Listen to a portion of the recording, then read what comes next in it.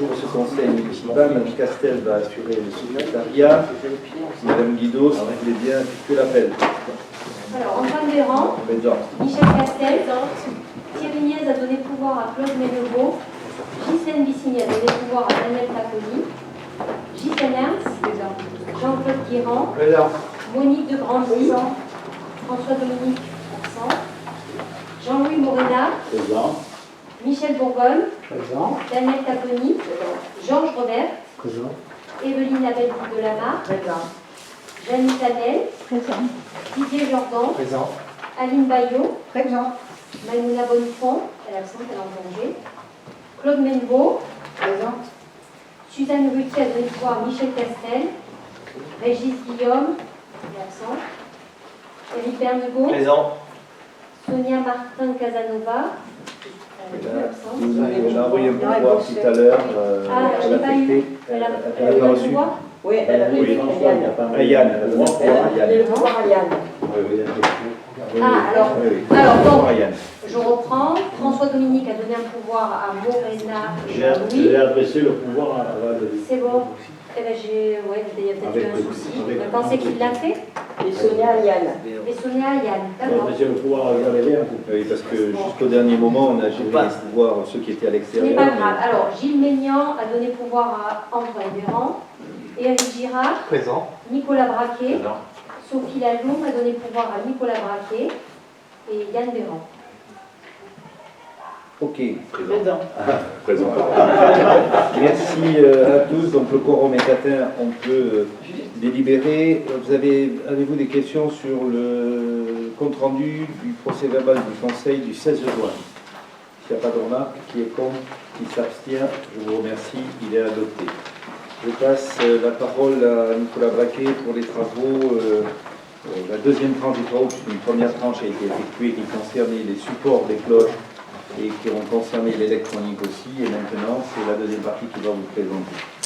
Allez. Délibération numéro 1. Travaux de restauration des corniches, du clocher et de divers éléments de l'église Saint-Antonin-le-Vins. Une partie de la corniche du clocher de l'église Saint-Antonin, classée au titre des monuments historiques, présente des désordres nécessitant une intervention rapide. En fait, c'est la façade qui déborde, tout simplement. La corniche. Voilà, un morceau de la corniche. La mise en sécurité avec purge et maçonnerie instable a été réalisée.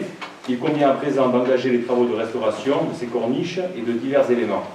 Après avoir consulté l'architecte des bâtiments de France, considérant les devis estimatifs établis par l'entreprise SMBR à Nice, pour un montant total de 51 580 euros et 41 centimes. Le plan de financement prévisionnel, donc pour la mise en sécurité et purge des maçonneries fragiles qui ont déjà été effectuées, un montant de 2764 euros et 40 centimes. C'est la fosse de grillage que vous voyez actuellement. Voilà, c'est ça. Reprise des linteaux et de panne, 9 747 euros et 32 centimes. Restauration des corniches, 39 000 euros, 68 et 69 centimes. Cela fait un total de 51 580 euros et 41 centimes. Donc on est subventionné par la direction régionale des affaires culturelles à 35%, pour un montant de 18 053 euros 14 centimes. Subventionné aussi par le département des Alpes-Maritimes, 11 734 euros et 54 centimes. Et l'autofinancement de la commune qui revient à 21 792 euros et 73 centimes. On ne peut pas impacter ces crédits à toi, Janine. Tu as vu cette fois-ci. Pour l'extérieur, c'est pas dans tes crédits pour toi. Donc il est proposé au conseil municipal de valider la réalisation des travaux, d'approuver le montant estimatif des travaux, de solliciter la direction régionale des affaires culturelles Provence-Alpes-Côte d'Azur, ainsi que le département des Alpes-Maritimes, d'autoriser monsieur le maire à signer tout document relatif à cette opération et de prévoir les sommes au budget de l'exercice 2022. Voilà. Merci donc pour une fois, effectivement, et je remercie l'architecte des bâtiments de France, Perrin, qui nous a aidés, et la DRAC, qui ont d'ores et déjà donné leur accord pour financer. Ils ont imposé aussi des contraintes sur la corniche, mais là, pourquoi ils ont mis tout de suite la main à la poche. Donc, si vous ne voulez pas d'inconvénients, donc qui est contre? Qui est contre? Qui s'abstient? Parfait, bravo, M. Braquet, vous avez parfaitement défendu la chose. Il n'y a pas de cloche. Les cloches, ça a été fait, ça c'est sur le crédit de Madame Panel. Mais je parle du nord. Ah oui. Bien. Mais c'est pas le même son. Ah ouais. Alors, ouais. C'est des anciens. La piscine, donc on vous a déjà pas mal parlé. Je vous ai donné, c'est la raison de ce conseil exceptionnel pour pouvoir déposer ce dossier de subvention en même temps que le permis de construire pour démarrer les travaux, si possible, début décembre, pour l'ouverture, c'est ce qu'on a fixé à la maîtrise d'œuvre et à l'architecte, l'ouverture au 1er juillet 2023. Donc nous sommes arrivés à un compromis satisfaisant. Alors on n'est pas dans ce dossier, dans ce devis, mais c'est sur notre crédit, c'est sur le crédit qu'on a obtenu pour l'accessibilité. Bien sûr, il y a une rampe handicapée qui va partir du parvis du bas, on se réunit avant d'aller au monument aux morts, et qui monteront avec un palier pour mettre la totalité de l'établissement en PMR. Ce qui a conduit les WC, ce qui a conduit bon nombre de modifications à réaliser, et notamment, et ça c'était un souhait du maire et presque un caprice, je dirais, que tout soit de plein pied et de niveau, de manière qu'on ait un établissement et d'hiver et d'été qui puisse fonctionner. On a une véranda climatique sur la moitié de la terrasse, de l'ancienne terrasse que vous avez connue, qui était avec le plastique et le devant. C'est-à-dire qu'elle pourra, elle est climatique et donc résiste bien sûr aux intempéries et tout pour la fabrication, mais est étanche. Donc même en cas d'intempéries, la terrasse sera utilisable. Les garde-corps seront en verre un petit peu pour ceux qui étaient avec moi à l'inauguration de la caserne de Plan du Gard, de manière à ce qu'on ait une vue, comme on est tout de niveau de Saint-Martin, qu'on ait une vue sur la piscine à travers ces garde-corps en verre qui seront posés sans montant pour avoir vraiment une vue dégagée sur l'ensemble. Aujourd'hui, on est dans les temps. Les sondages, les études qui ont conduit avec un peu de retard, parce qu'on a eu du retard sur les sondages, parce que pour remonter le niveau de cette petite coursive qui faisait le tour, il a fallu qu'on sonde pour savoir si on pouvait remblayer, compléter, et si le mur résisterait. Donc tout ça a été vu, fait. Il a fallu qu'on regarde aussi les étanchéités de toiture, parce qu'on n'avait pas grand-chose. Et donc tout ça nous a décalé presque d'1 mois. Et c'est pour ça que je vous avais prévenu qu'on aurait ce conseil à tenir pour que ça puisse se faire. Je vais vous donner, parce qu'on vous a tout mis là, vous allez jusqu'au WC, au ballon d'eau chaude et tout ce qui s'ensuit. Par contre, pour ceux qui veulent, je vais vous donner des modifications, puisque je suis en pleine tractation aujourd'hui. Vous avez vu que les travaux par eux-mêmes représentent 500 000 € et que le reste sont tous les honoraires dans un projet. Ça pèse très lourd chaque fois et les travaux c'est une chose, mais là vous voyez à peu près 123 000 € d'honoraires entre les architectes et bureaux spécialisés, les contrôles. Alors il y a une modification sur le plan de financement où je tente d'optimiser au maximum, donc subvention de la région elle est à 200 000 €, le conseil départemental à 40%, on est au-dessus de notre taux, mais bon, on a espoir d'être là, à 40%, on est entre 35 et 40, à 249 €, et puis bien sûr notre participation à 173 €, pour un montant de 622 588, qui est budgété et qui est réalisable aujourd'hui. Donc si vous avez des questions, je suis prêt à y répondre, mais voilà, je veux qu'on ait un vrai établissement accessible qui fonctionne 12 mois sur 12. Si on réalise une aire de stationnement des camping-cars de l'autre côté ou quoi, qu'on ait un établissement capable d'être ouvert et de recevoir des gens comme il faut. Et je répète, on n'est pas content du fonctionnement du SNAC cette année. Je tenais à le dire. Donc s'il n'y a pas de questions, qui est contre, qui s'abstient, je vous remercie de votre soutien et de votre aide sur ce sujet-là. Et ça nous permettra ensuite, et plus tard, de parler de piscine. Ce n'est pas d'actualité pour le moment. J'ai un autre dossier à vous présenter. Ça tombe bien, vous êtes juste en face, les antennes qui sont là-bas. Il y a eu un litige avec le propriétaire, et notamment dans les extensions concernant la 5G et des augmentations de capacité pour offrir une couverture et en débit et en volume, puisque on constate aujourd'hui, par exemple, beaucoup de gens ont relais pour la fibre optique.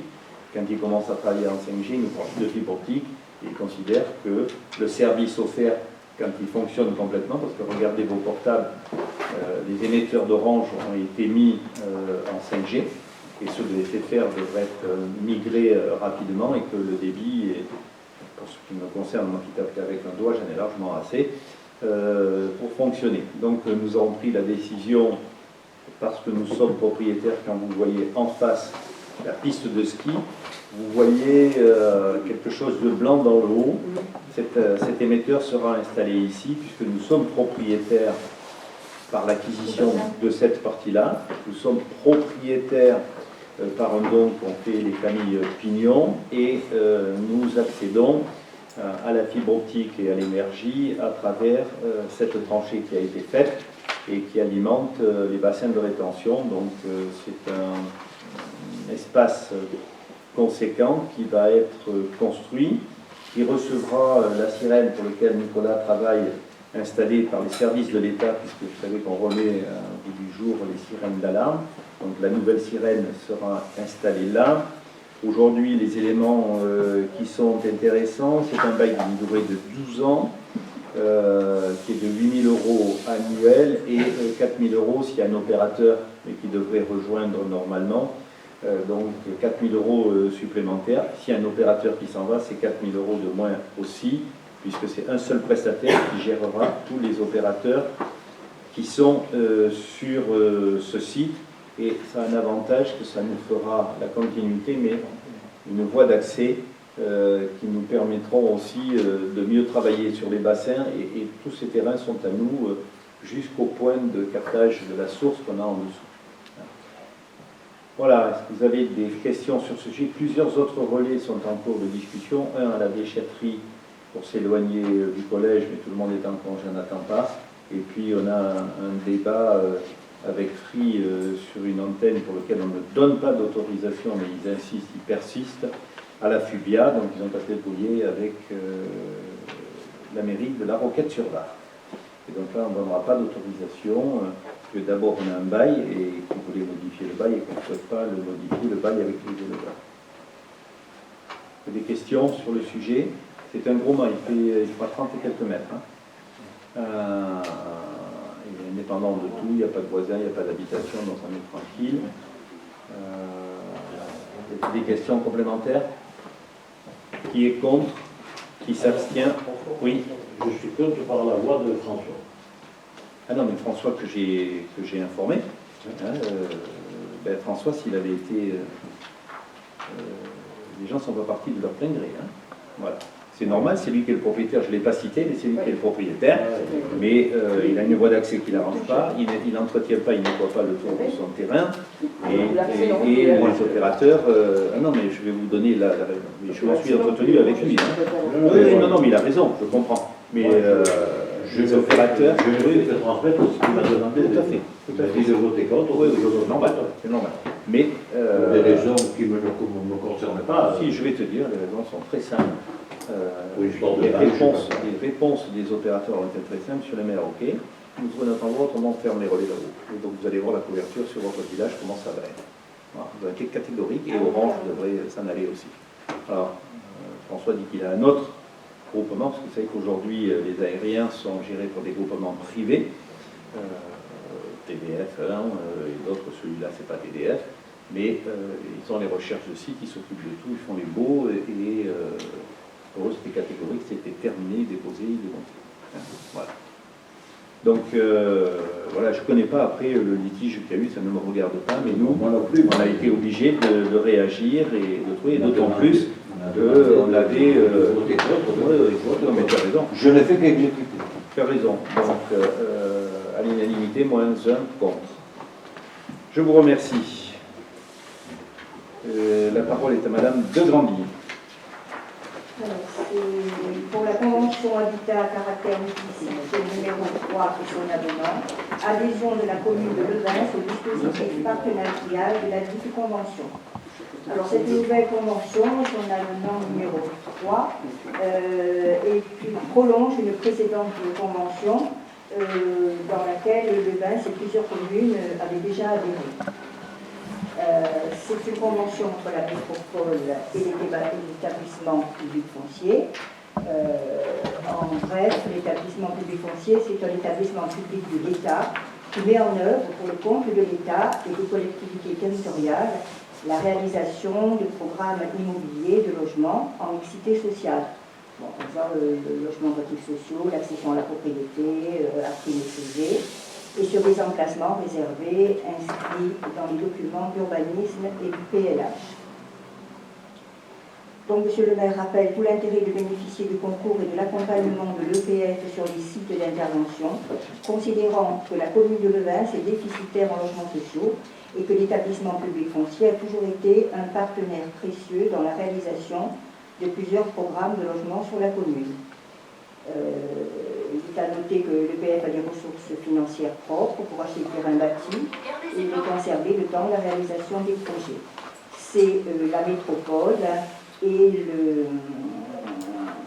la commune qui décident des sites d'intervention au préalable.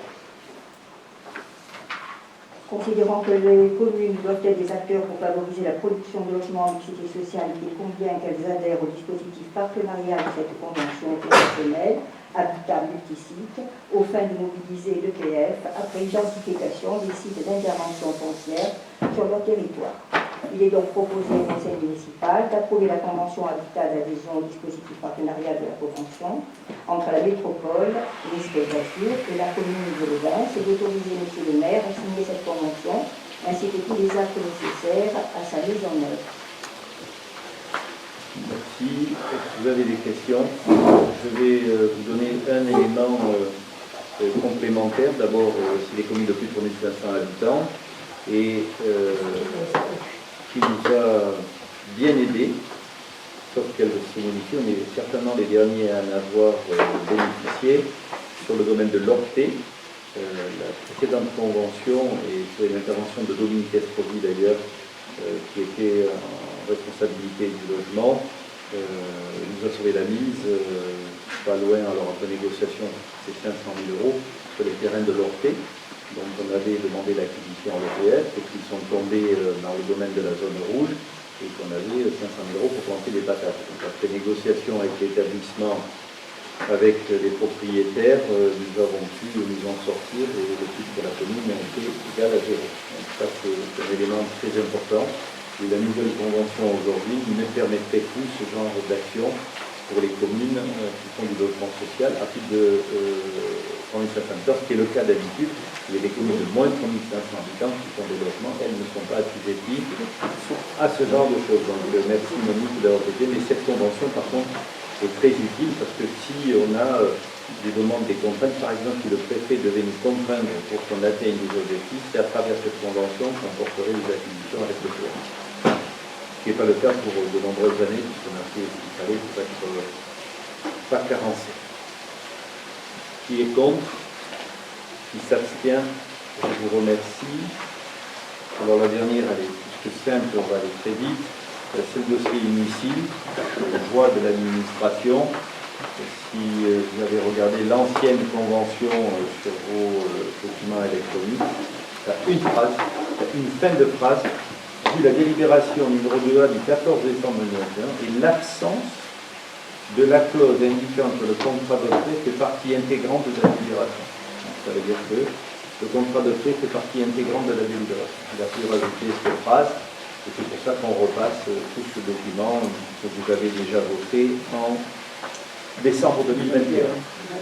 Mais juriste d'inutile, voilà. Donc nous sommes contraints et forcés de reprendre cette délibération. Alors elle n'était pas urgente, mais on l'a mise, on savait qu'elle avait un sens. Oui, voilà, c'est ça. L'offre de prêt qui devient caduque. Et aujourd'hui, c'est d'autant plus important puisque c'est des offres de prêt qui fluctuent actuellement très vite avec les taux d'intérêt qui bougent. Et donc c'est pour ça qu'ils nous ont secoué un peu pour qu'on la fasse aujourd'hui. Y a-t-il des objections, des abstentions, des votes contre? Je vous remercie. S'il n'y a pas de questions diverses telles qu'elles ont été engagées, je clôt ce conseil municipal et je vous remercie d'avoir fait l'effort d'être présent ce soir. Merci à tous.